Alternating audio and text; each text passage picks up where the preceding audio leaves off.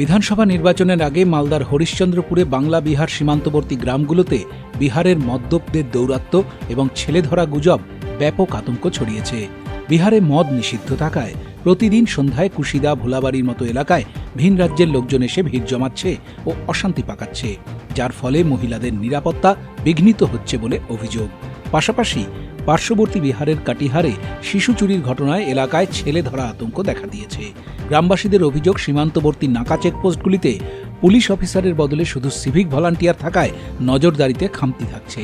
তাই পর্যাপ্ত পুলিশি প্রহরার দাবি তুলেছেন তারা।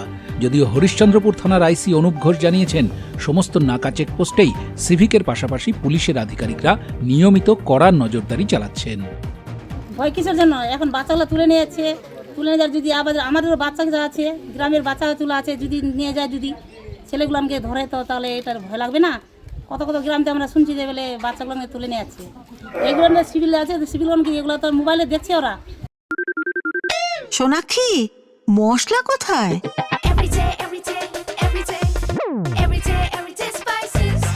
এভরিডে মশলা, দেশের স্বাদ। মোবাইল দেখে ওরা টাইম পাস করছে, কিন্তু এখানে পুলিশের দরকার চাই। পুলিশ হলে বেশি ভালো হয় ক্যাম্পে। আবার বাচ্চাগুলো স্কুলে আছে, তারপরে গ্রামে গ্রামে বেড়াবে, কিন্তু বাচ্চারা কিন্তু ভয় হবে না, এটাই চাচ্ছি আমরা। মমতা সিনহা। হ্যাঁ, বিহার থেকে মদ খেতে আসছে, মদ খেয়ে খেয়ে ডিমবাজি করছে, ওই গদি আছে, গদিতে মাল নিয়ে যাচ্ছে, এই করছে, খাচ্ছে, ডিমবাজি করছে। আর ওই ছেলে পেলেগুলো ডাকি মাঙ্গোয়ার আশায় আসছে বাড়িতে, হ্যাঁ, আর ফাঁকা পালে ছেলেকে উঠাই নিয়ে চলে যাচ্ছে, গাইব করছে বাচ্চাকে। কী করছে সে বাচ্চাকে নিয়ে?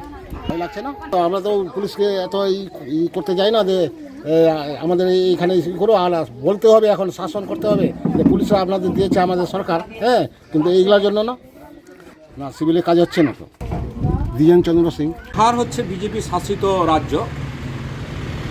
বিজেপির সবসময় একটা চক্রান্ত থাকে বাংলায় একটা অশান্ত পরিবেশ সৃষ্টি করার, এবং ওরা কিছু লোক সবসময় আমাদের বাঙালি প্রবেশ করার ওরা চেষ্টা করেই থাকে।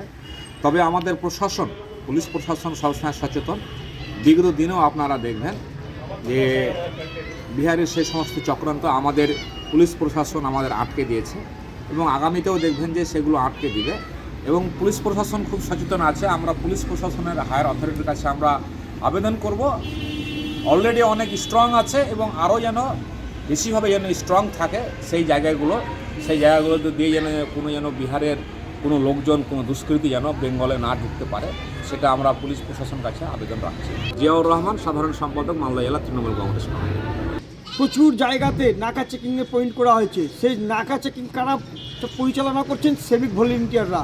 তাহলে অবৈধভাবে অস্ত্র, মানে গাঁজা, ভাঙ, দারু সব আসা যাওয়া করছে। এখন প্রশাসনও নীরব। দিদির কথা আমাদের শাসক দলের কথা মানতে হবে। এই পশ্চিমবাংলায় যতদিন তৃণমূল সরকার থাকবে, এইভাবেই সিভিক দিয়ে পরিচালনা করবে। লুট, খুন, নারী ধর্ষণ এগুলো হতেই থাকবে, এটা কোনো ব্যতিক্রম নয়। আজকে যদি নাকা চেকিং পয়েন্ট যখন করা হয়েছে, কেন একটা মানে ভালো অফিসারকে দেওয়া হচ্ছে না, কেন সিভিক ভলেন্টিয়ারকে দেওয়া করা হচ্ছে? এটা সম্পূর্ণ হচ্ছে ব্যর্থতার কারণ মুখ্যমন্ত্রীর। এগুলো কিছু না, টাকা রোজগার করার জন্য এগুলো কাজ করছে, এবং টিএমসির নেতারা কাটমানি নেবার জন্য এগুলো পরিচালনা করছেন, আর কোনো ব্যাপার নাই। আমার নাম কিষণ কেডিয়া, ভারতীয় জনতা পার্টি উত্তর মালদা সাংগঠনিক জেলা কমিটির সদস্য। হরিশ্চন্দ্রপুর থেকে সৌরভ মিশ্রের রিপোর্ট, উত্তরবঙ্গ সংবাদ।